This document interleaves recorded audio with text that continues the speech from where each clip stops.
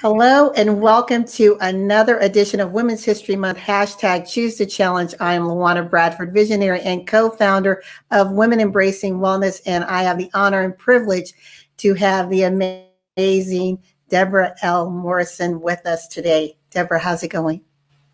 It's great, Luana, and I can't be happier than to be here talking about celebrate you and challenging whatever we need to challenge and choosing to challenge. Yes. So why don't we just get right into it and tell our listening audience a little bit about who is Debra and what things are you doing and how are you making a difference? Well, thanks, Luana. I had spent 42 years in the financial services industry. And of course, that was pretty old white male industry.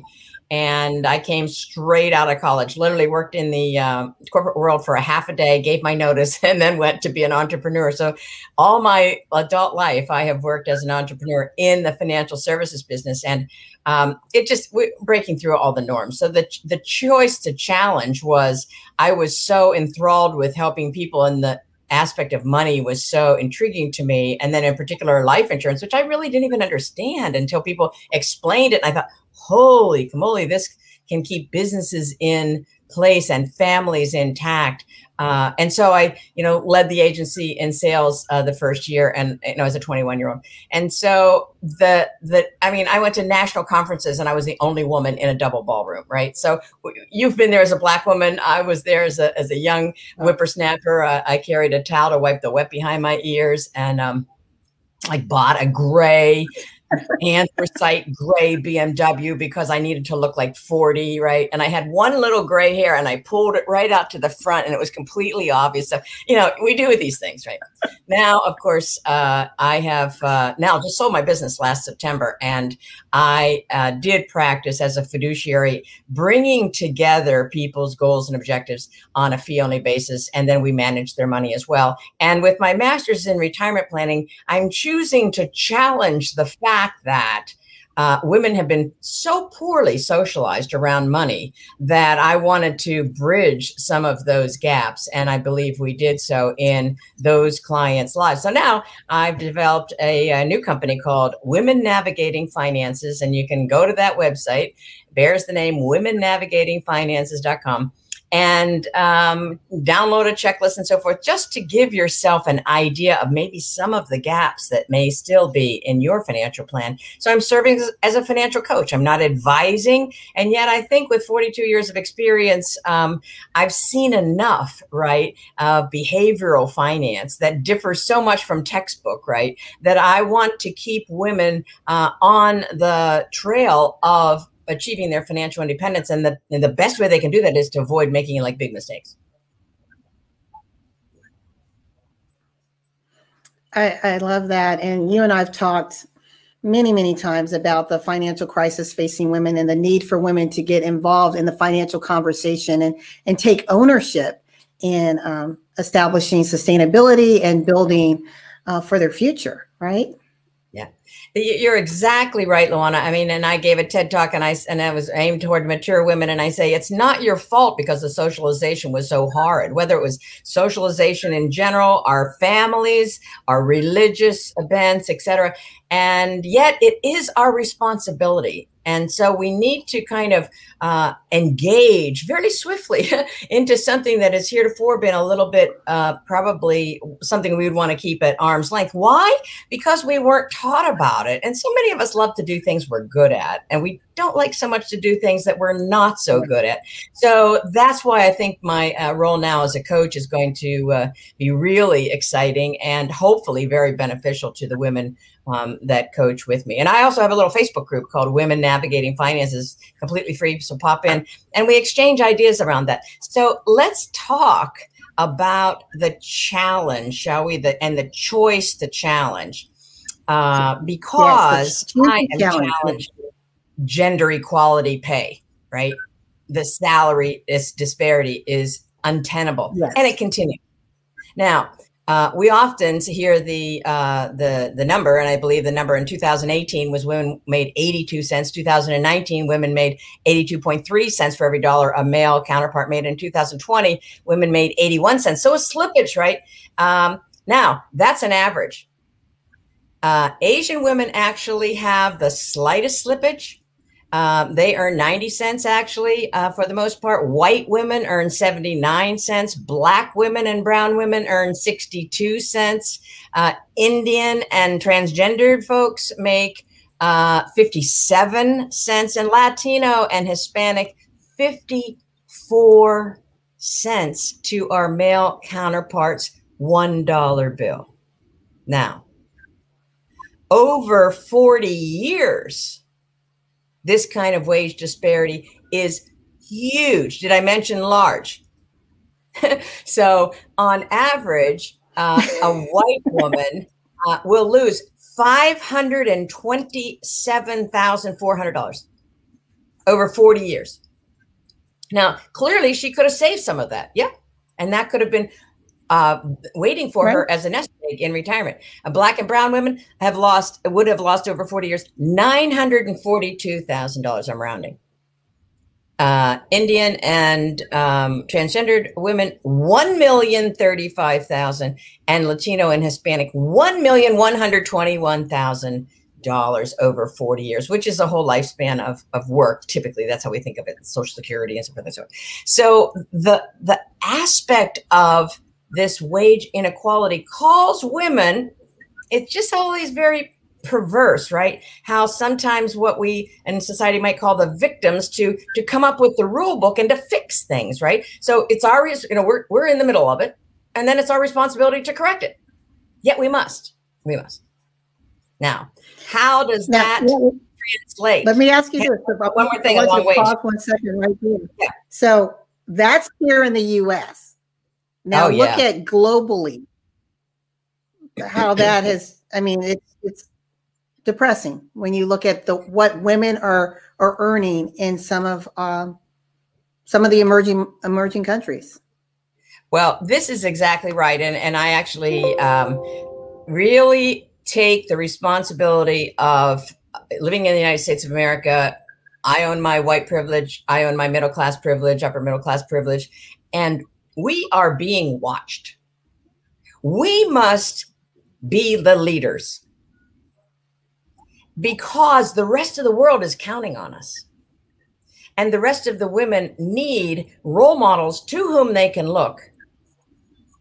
And so it's incumbent upon us to, one, do our part that will obviously benefit us, and yet ultimately be the beacon and shine the light for masses behind us. And we don't even know who they are.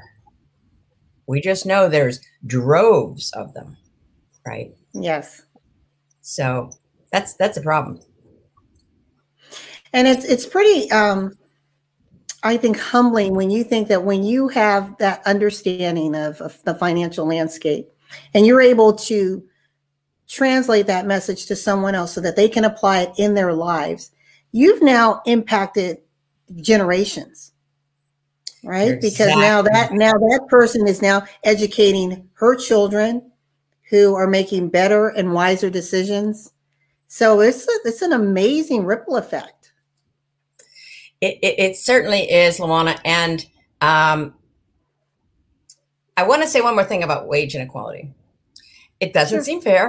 It doesn't seem fair, yet women deserve raises. Hello. Yet 99% of the cases, now this is not statistical, this is Debra. 99% of the cases, women have to ask. There's studies, and women timidly, and they think, I'd like to have a raise, and he got a raise, and I'm doing twice so much work. And so this woman finally mustered up the courage after like 3 years, went to her boss and said, I'd like a 3% raise. Now she'd already waited 3 years. And he says, okay, like that. It's like strawberry ice cream. Okay. And like almost to dismiss her, get out of the office. And she said, what? So you're just saying, okay. And why didn't you reach out to me and give me a raise? And he said, I never thought about it. What? So men are going into that corner office with an appointment, and they are laying out what they need for a raise and what they want for a raise, and they're getting a pat in the back, and they're leaving with their raise. And we are sitting back, and we can no longer sit back. It's, again, to your point, not just for us.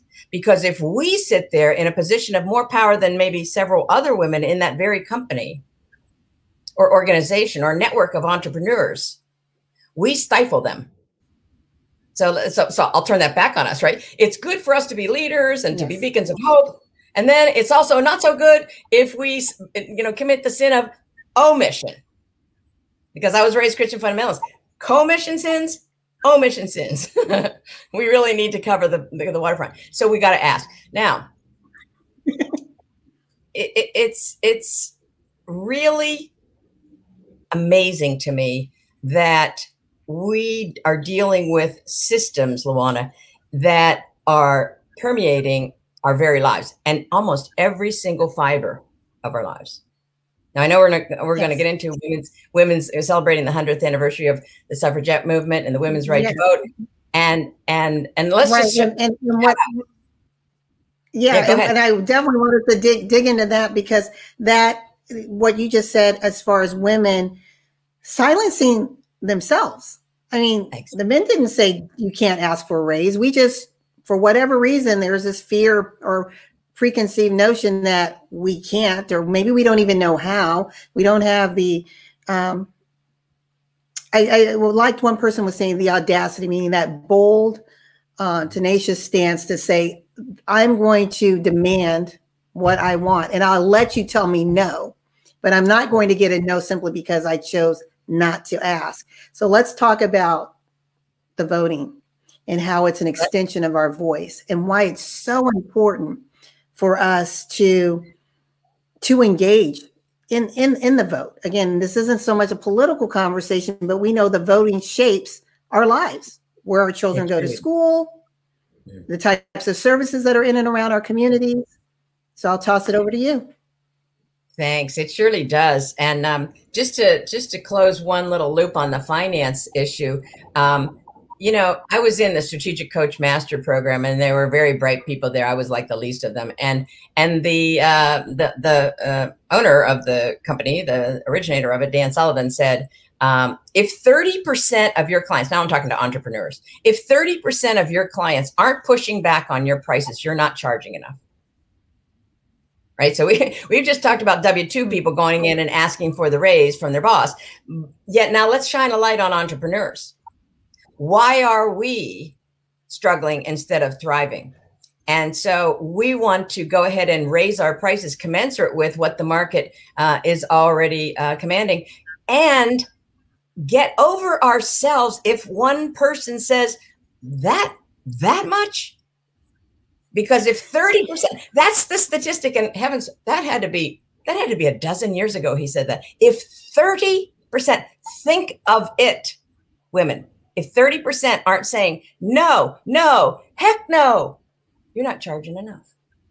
And the people that do come aboard for the price that you're worth, yes, you are, they are going to get a multiple of what you charge. Now, I'm not advocating for a moment for us not to, especially as entrepreneurs, give away a certain segment of our time for the people who simply can't afford it. I'm all there. I do my share, and probably more, and we all do. Such that I want to keep those bifurcated, right? That's our choice. Now, let's talk about the women's right to vote. 12 women, many of whom suffered in prison, went on hunger strikes, were beaten, abused, tortured to get the right to vote 100 years ago. August 18th. August 18th. A good number of those women were Black women. And for them to stand out and say something when they were otherwise silenced because of their race, first of all, is quite remarkable.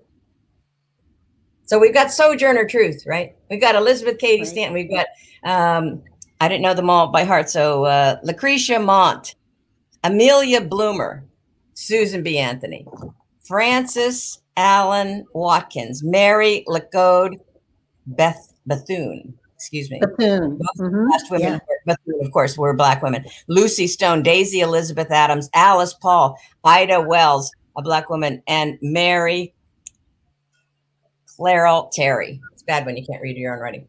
These 12 women were completely out there knowing that we needed a voice, first of all, and we need a bigger voice. And so fast forward to today, when we have a record number of people voting in the latest election, I celebrate that. And ultimately, the system has a lot of built-in inequalities that will only be changed with system-like cures and system battles. And you can only battle the system from within the system. So we need to be there and vote with our feet at the ballot or pre-mail-in absentee in order to elect people that are looking out for the humanity and the equal treatment of people for whom that treatment has not been equal. And once we do that, they may be still little tiny voices comparatively, and yet they are voices and they will multiply. And we've already seen vestiges of it already. So the fact is, to thrive in our right to vote, yes, ma'am, we must vote every single election. Our lives depend upon it. And I'm not kidding. They do. I love that. So there's a system right there, LaWanna, right? There's a system. And so I always like to have one foot in the system and one foot in my personal power circle. Okay. So the system demands or gave us the right to vote as women. It's our personal responsibility to vote. Now there's moves afoot to reduce our abilities to vote. And so it becomes a systematic thing again. And so now we have to fight back the systems and we have to call our representatives and say how we feel. And so this vacillation between the personal and the systemic is real, and it has to play out. Now, the whole financial thing, it's the system that causes us as women to typically earn a lot less than our male counterparts. And yet it's our personal opportunity to invest wisely. No one's telling us how much to save. No one's telling us where to save. Right. It's our choice. And we must take that choice seriously. And instead of playing this little tiny small role, being fearful of risk, which of course is the currency for return, so many women I've encountered invest in certificates of depreciation.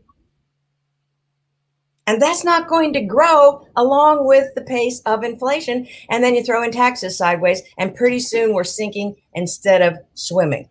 And so it's my personal and professional penchant to educate women, particularly about the investment vehicles, and just using history as an example from a return standpoint, because no one can tell you what the future will hold, myself certainly included.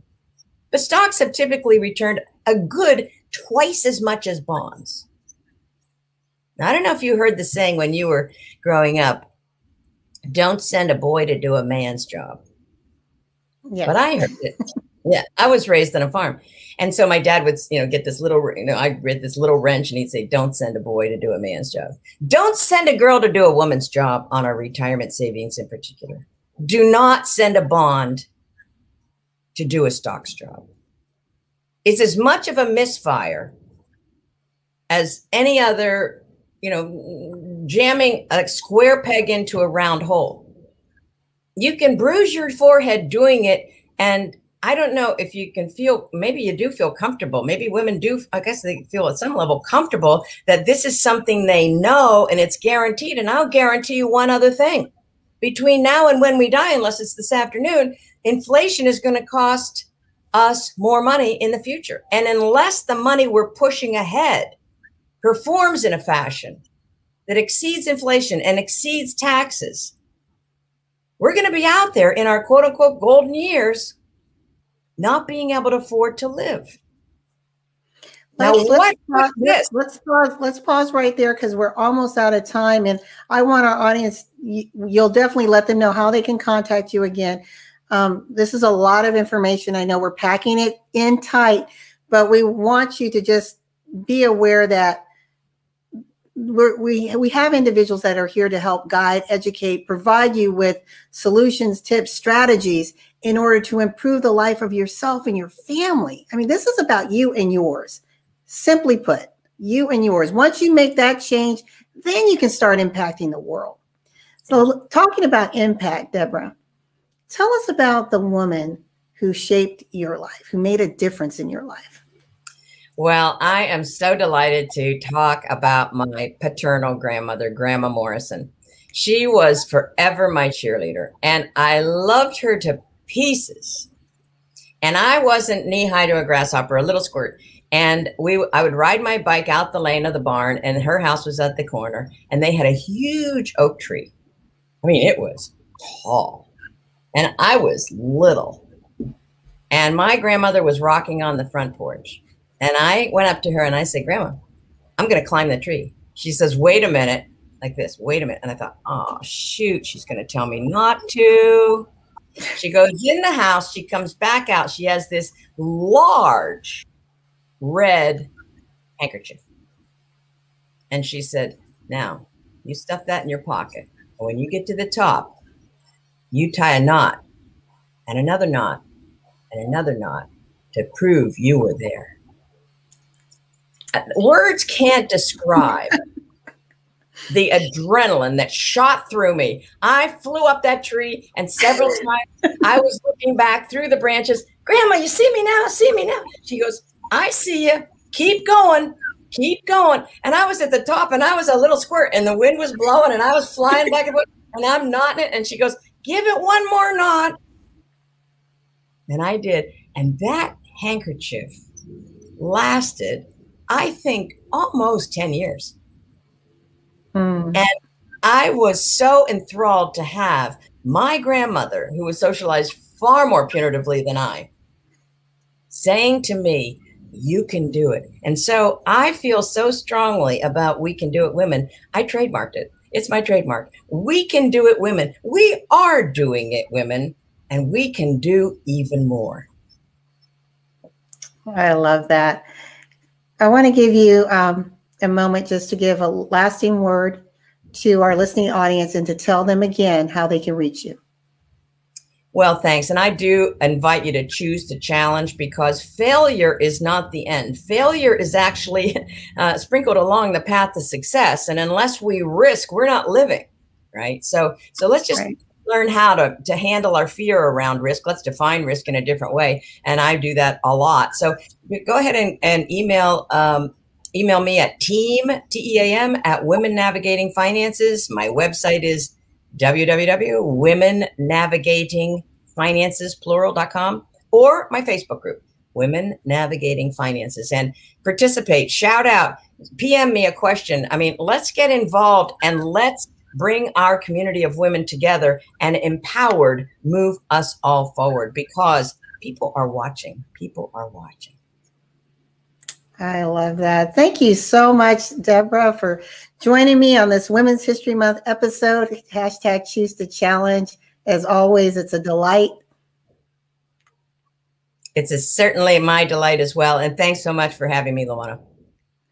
And to our listening audience, we will see you on another upcoming series of Women's History Month, hashtag Choose to Challenge. You've heard it here from Debra L. Morrison. Please reach out to her if you want to just know a little bit more about your finances, how you can make a difference. She's here to guide you. Again, 40 years of experience. Don't let it go to waste, ladies.